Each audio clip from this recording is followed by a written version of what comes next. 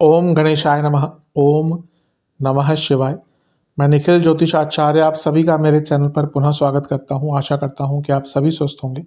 महादेव की कृपा आप सभी पर सदैव बनी रहे। ये वीडियो कुंभ यानी कि एक्वेरियस के लिए अत्यंत विशेष है, क्योंकि वीडियो है आने वाले सप्ताह यानी कि 17 से 23 मार्च 2025 के साप्ताहिक राशिफल के बारे में। कैसा रहेगा आने वाला सप्ताह कुंभ के लिए। मेरा जो साप्ताहिक राशिफल होता है वो प्रमुखतः चंद्रमा और उनकी गति पर आधारित होता है। चंद्रमा एक ऐसे विशेष ग्रह हैं जो बहुत तेज गति से भागते हैं और करीबन 2.25 से 2.5 दिन में अपनी राशि बदल लेते हैं। तो स्वाभाविक है कि पूरा हफ्ता जो कि 7 दिन का होता है उसमें चंद्रमा कई बार राशि बदलेंगे। उनका एक और प्रभाव होता है कि वो जिस भी भाव में जाते हैं उसको एक्टिवेट कर देते हैं। जिस ग्रह से संबंध बनाते हैं, राशि से संबंध बनाते हैं, इसीलिए डे टू डे एक्टिविटीज़ पर उनका इम्पैक्ट बहुत होता है और इसलिए साप्ताहिक राशिफल की विशेषता बहुत होती है। आने वाले सप्ताह को ज्योतिष के माध्यम से थोड़ा समझना, थोड़ी गाइडेंस प्राप्त करना, क्या संभाविता अच्छा या बुरा हो सकता है इसको जानना, इन सभी चीज़ों के लिए साप्ताहिक राशिफल अति विशेष होता है। यदि आपकी लग्न राशि या चंद्र राशि कुंभ है, दोनों ही गाइडेंस के लिए इस राशिफल को देख सकते हैं। जहाँ से आपको ज़्यादा सूट करता है, रिलेट करता है, वहाँ से इसको ऑब्जर्व कीजिए। व्यक्तिगत तौर पर मेरा मानना है कि लग्न राशि से देखेंगे तो अच्छा है। इनकेस नहीं पता आपको तो अपनी चंद्र राशि से भी इसको देख सकते हैं। शुरू करते हैं। चंद्रमा आपके नवम भाव यानी कि तुला में आ जाएंगे। ये होगा 17 मार्च को सुबह 3 बजे के आसपास और 19 मार्च दिन के 2 बजे तक चंद्रमा यहीं पर रहेंगे। चंद्रमा का भाग्य स्थान में आना बहुत अच्छा होता है। उपचय भाव के स्वामी है, भाग्य स्थान में है, यानी कि कर्म प्रधानता से भाग्य आपका साथ देगा, यानी कि कर्मठ रहेंगे, भाग्य का भरपूर साथ मिलेगा। लग्नेश यानी कि शनि और लग्न दोनों से ही नवम में है, ये भाग्य की वृद्धि दिखाता है और एक प्रकार से चंद्रमा का नवम भाव में आना यानी कि कई अटके हुए जो कार्य आपके, जिनको कोई रास्ता नहीं दिख रहा था, उसके भी योग बन जाते हैं। कोई धार्मिक अनुष्ठान कराना है घर में, कोई धार्मिक यात्रा प्लान करनी है, धार्मिक यात्रा पर जाना है, किसी मंदिर आदि में जाना है, उसके लिए बहुत अच्छा टाइम है। बस ध्यान क्या देना है कि यहाँ पे चंद्रमा केंद्रुम योग में है, कोई भी ग्रह आसपास नहीं है, राहु केतु को उसमें नहीं कंसिडर करते। तो नवम भाव में चंद्रमा यानी कि बॉसेस से मतभेद, घर के बड़ों से मतभेद, और क्योंकि पंचम से पंचम में है तो कभी कभी बहुत ज़्यादा ओवर थिंकिंग हो जाना, और यहाँ पे गुरु से भी क्योंकि छठे में हो गए तो शकट योग बन गया, तो ये ओवर थिंकिंग आदि के साथ साथ कुछ कार्य विलंबित भी होंगे और उसके कारण और फ्रस्ट्रेशन होगी। तो आपको हफ्ते के शुरुआती भाग में थोड़ा सा अपने ओवर थिंकिंग आदि पर कंट्रोल करना है। नवांश कुंडली बता रही है कि अपनी फीलिंग्स पर कंट्रोल कीजिएगा। दशांश कुंडली के हिसाब से आपको थोड़ा सा अपने आप को कार्य क्षेत्र में एक्टिव रखना पड़ेगा, वरना गलतियां हो सकती है। बिजनेस, कुछ नया काम मिलने की होप है। अगर कुछ अटक रहा था काम या काम नहीं आ रहा था तो यहाँ पे चीज़ें बदल सकती हैं।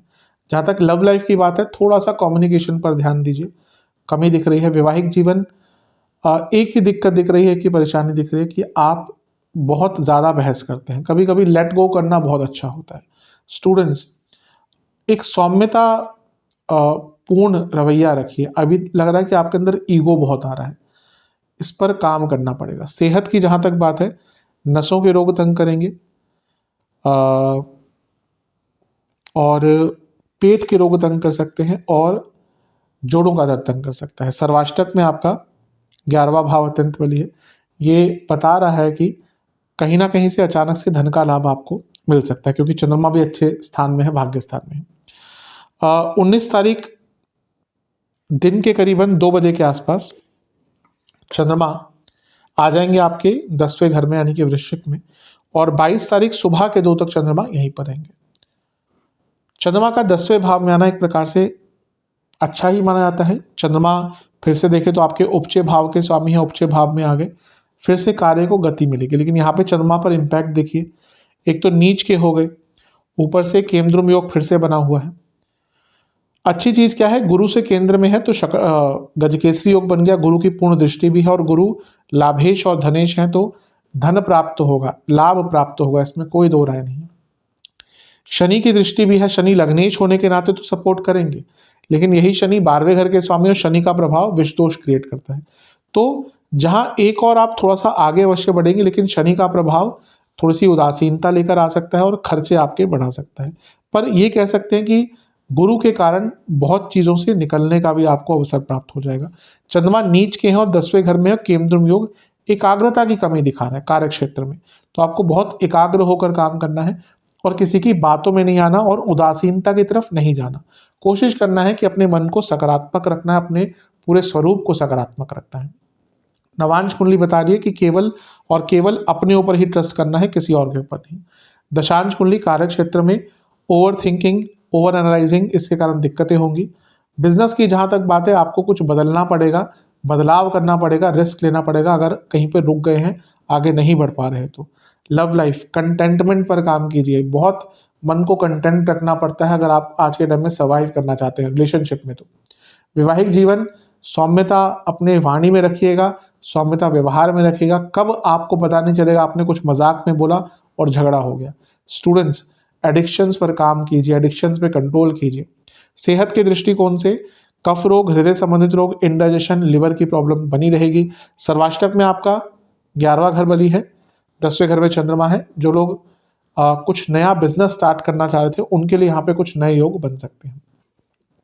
22 तारीख सुबह के 2 बजे चंद्रमा आ जाएंगे आपके लाभ स्थान में यानी कि धनु में, और सप्ताह के अंत तक चंद्रमा यहीं पर रहेंगे। चंद्रमा का लाभ स्थान में आना एक प्रकार से अच्छा ही माना जाता है। फिर से उपचय भाव के स्वामी है उनका यहाँ पे आना, यानी कि कोई रुका हुआ धन, रुका हुआ काम बन सकता है। यहाँ पे चंद्र मंगल योग बन गया, ये बहुत अच्छा है। मंगल कर्मेश हैं, त्रियेश हैं, 2 उपचय भावों के स्वामी, उपचय भाव में चंद्रमा है और चंद्रमा आपके उपचय भाव के स्वामी। कॉम्बिनेशन देखिए 3, 6, 10, 11 का मिलन हो गया, बहुत अच्छा है ये, क्योंकि मंगल क्या है, 3रे घर के स्वामी है और चंद्रमा 6ठे घर के स्वामी है। मंगल 10वें घर के स्वामी और 11वें घर में देख रहे हैं, तो 3, 6, 10, 11 का कॉम्बिनेशन ये बता रहा है कि आपको जीवन में कुछ नए रास्ते मिलेंगे, कुछ नई पहचान मिलेगी, कुछ नया करने का अवसर प्राप्त होगा। लेकिन अभी चंद्र मंगल योग पैसे के लिए बहुत अच्छा है, लेकिन फिर से गुरु चंद्र शकट योग बन गया, तो बहुत कार्य आपके बनेंगे, लेकिन फिर से हो सकता है हफ्ते के अंतिम भाग में कोई महत्वपूर्ण कार्य बनता बनता रुक जाए। तो ये विलंबित जो होना ना, ये गुस्सा क्रिएट करेगा। मंगल का प्रभाव चंद्रमा पर है तो एग्रेशन बहुत आएगा और काम डिले होंगे तो एग्रेशन और बढ़ जाएगा। नवांश कुंडली के हिसाब से ना बोलना सीखिएगा इस टाइम पे, हर चीज़ में हाँ बोलना परेशानी में डालेगा। दशांश कुंडली कार्य क्षेत्र में वृद्धि के चांसेस है, स्पेशली जो लोग जॉब चेंज करने का प्रयत्न कर रहे थे उनको कुछ अच्छा अवसर मिल सकता है। बिजनेस में आपको ना थोड़ा सा पुरानी चीज़ों से निकलना पड़ेगा, तब ये करते थे तब वो करते थे, नहीं, अब बदलाव करना पड़ेगा। लव लाइफ, अगर कोई दिक्कत चल रही है तो किसी दोस्त से बात कीजिए, किसी से बात कीजिए ताकि आप दोनों की चीज़ें सॉर्ट आउट हो जाए। वैवाहिक जीवन, पेशेंस रखिएगा, पेशेंस की अनिवार्यता है। स्टूडेंट्स की जहाँ तक बात है, आप अपने आप से ही सत्य नहीं बोल रहे तो दूसरों से क्या बोलेंगे। आपकी तैयारी अपने आप में ही पूरी नहीं है, थोड़ा सा अपने आप से सत्यता रखिए और प्रैक्टिकलिटी रखिए। सेहत के दृष्टिकोण से आपको कफ रोग रहेंगे, बीपी की प्रॉब्लम, इंडाइजेशन बनी रहेगी, लिवर के रोग है तो दिक्कत होगी। सर्वाष्टक में फिर से 11वां घर बली है, ये हफ्ता धन के रूप में बहुत अच्छा है, नए मौके खुलेंगे आपके लिए। उपाय के स्वरूप में आपको हनुमान बाहुक का 2 बार और हनुमान चालीसा का 2 बार पाठ करना है। आशा करता हूँ कि वीडियो काम आएगी। चैनल पर नए हैं सब्सक्राइब कीजिए, वीडियो को लाइक कीजिए। मिलता हूँ अगली वीडियो में, तब तक के लिए ओम नमः शिवाय।